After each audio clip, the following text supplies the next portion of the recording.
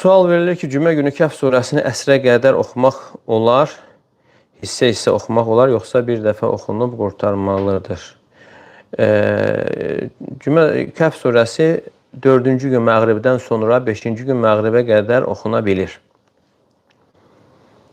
Əsas odur ki, bu müddət ərzində tamamlansın və bir dəfə oxunması daha yaxşı olar. Sual verilir ki, 6-cı gün niyə oruç tutmaq olmaz? 6-cı gün nafilə oruç tutması qadağa gəlib. İxtilaf var. Amma əsasən də bunu deyən alimlər hədisə əsaslanır ki, Peyğəmbər sallallahu aleyhi və səlləm buyurur ki, Lə tasumu yevmə səbti illə məfturidə aleykum. Yəni, 6-cı günü fərz ediləndən başqa oruç tutmayın. 6-cı günü fərzdən başqa oruç tutmayın buyurur. Sual verilir ki, özünü ixlaslı hesab edənin ixlasa ehtiyacı var sözü necə başa düşək? Yəni, insan həqiqətən ixlaslı olarsa, özünü yenə də ixlaslı görməməlidir. Mən başa düşmədim. Yəni, nəyə görə bu deyilir? Çünki ixlas xalis sözündən götürülüb. Yəni, bir əməli təmiz, heç nə qarışmadan yerinə yetirməsidir. Heç nə qarışmadan. Yəni, bu da çətin məsələdir. Və ona görə insan belə bir iddiada olmaqdan çəkinməlidir. Təsəvvür edin ki, İmam Əhməd rahimehullah Əhl-i Sünnənin imamı adlanır. Əhl-i Sünnənin imamı və ona deyiləndə ki, sən bu elmi Allah üçünmü öyrəndin? Yəni, ixlasla mı öyrəndin? Allah üçünmü öyrəndin? Nə deyir? Deyir ki, əməlilləhi fəəziz. O ki, qaldı Allah üçün bu ağır məsələdir, çətin məsələdir. Nə deyir? Deyir ki, fəşeyun hubbibə iləyyə fəfəaltuhu. Deyir, mənə sevdirilən bir iş olduğu üçün etdim. Yəni, Əhl-i Sünnənin imamı demədi ki, bəli, mən bunu Allah üçün öyrəndim. Sözsüz ki, onun təvazökarlığındandır, amma bildirmək istəyir ki, yəni bir şeyi Allah üçün öyrənmək çox çətindir. Heç nə qarışmadan, heç nə, 100%, tərtəmiz, ağır məsələ. Hətta onun tələbəsi Abu Davud Sünən əsərini yazır və ona soruşanda o deyir ki, Allah üçün yazdım və o da deyir ki, elə demə, deyinən ki, mənə sevdirilən bir iş olduğu üçün bunu yazdım. Nəyə görə? Çünki bəşər nəfsinin dərinliyində yəni əkilən bir xəstəlik var, tərif sevgisi var.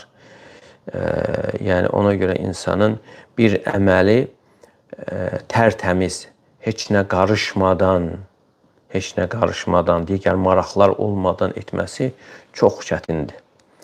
Yəni, insan davamlı olaraq niyyəti üzərində çalışmalıdır ki, yəni onu qazana bilsin.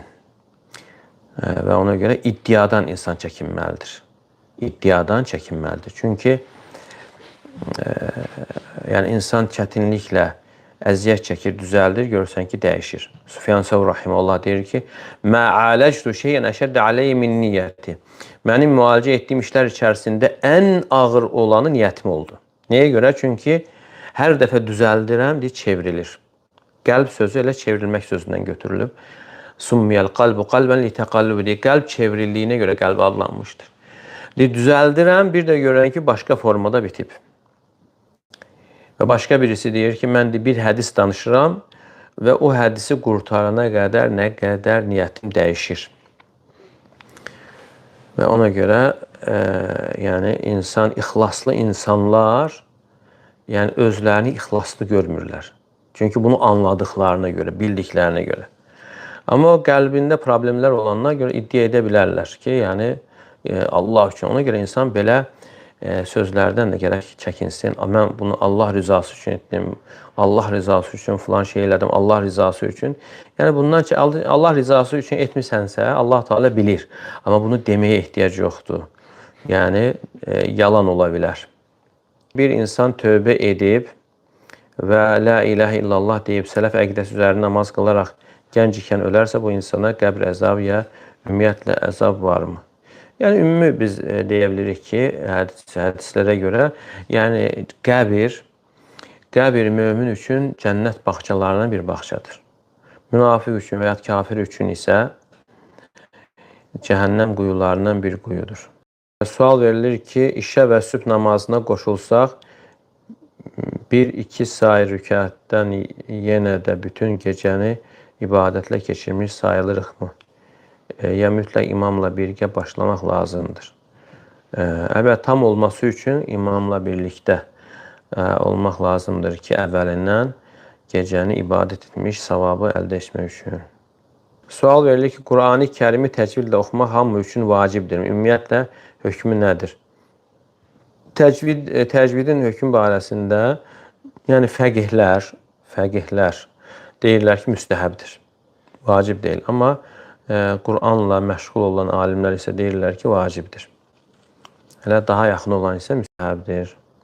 Sual verilir ki, mənə sual verirlər ki, Allahın izni olmadan bir yarpaq belə düşmürsə, onda ölən məsum uşaqlar üçün Allahın bir bildiyi var, onlara qədər necə başa sala bilərəm? Yəni, Allah Teala əlbəttə hər bir şey bilir. Yəni, onlar nə demək istəyirlər ki? Allah Teala hər şey bilir və təqdir etdiyi hər bir şeydə də hikmət var. Yəni, uşaqların da ölməsində hikmət var. Yəni, bu da onu bildirir ki, yəni, ölümün vaxtı yoxdur. Ölüm uşağı da aparır, cavanı da aparır, yaşlını da aparır. Yəni, bu da onu bildirir ki, insan hazır olmalıdır. Əgər bəlli bir vaxt olsaydı, insan keyf çəkərdi və sonra tövbə edərdi. Və ona görə Allah Teala buyurur: "Ya eyyuhellezine amenuttaqu haqqa tuqati və la temutunne illa və entum muslimun." Ey iman gətirənlər, Allahdan haqqı ilə qorxun və müsəlman olmadıqca ölməyin. Yəni insan davamlı olaraq İslam üzərində əməllər, ibadət, itaat üzərində olmalıdır ki, ölüm yaxaladığı zaman, yəni İslam üzərində getməsi üçün.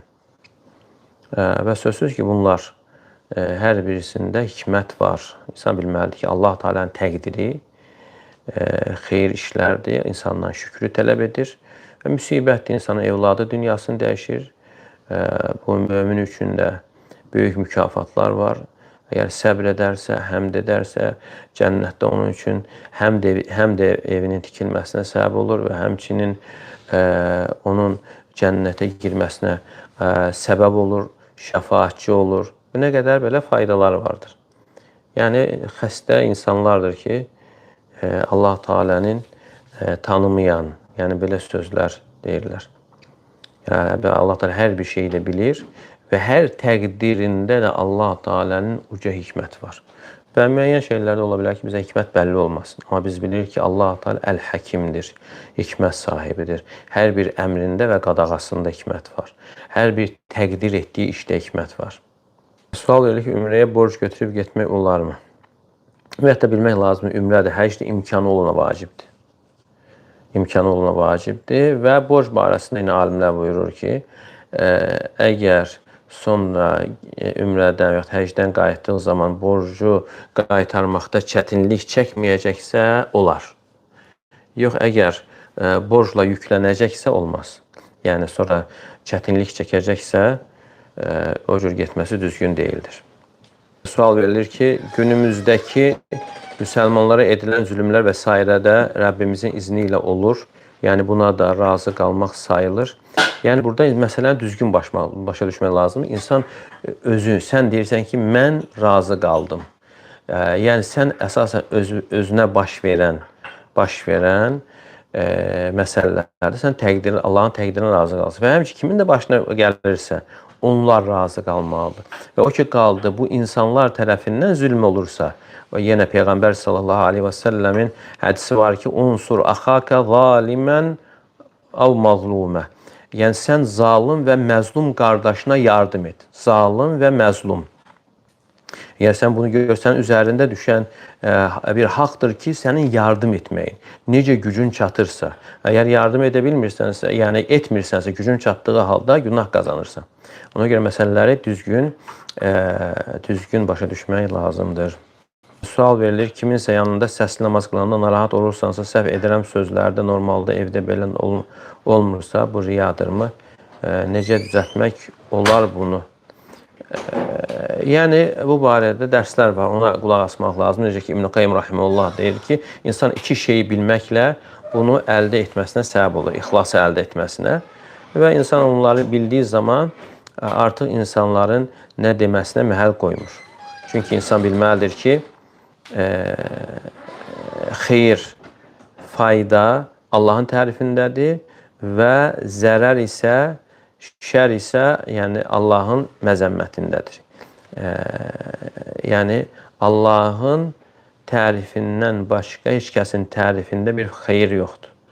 Və Allahın qınağından başqa heç kəsin qınağında bir zərər yoxdur. Deməli, zərər Allahın qınağında. İnsan bunu yaxşı bilərsə, Allahın tərifini qazanmağa çalışar və Allahın qınağından qaçar.